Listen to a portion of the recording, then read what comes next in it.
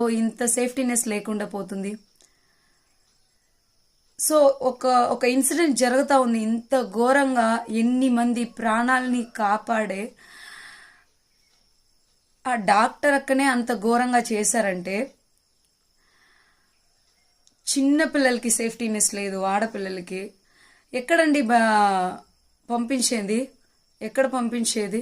ఆడపిల్లని బయట పంపించాలంటేనే భయం వేస్తూ ఉంది.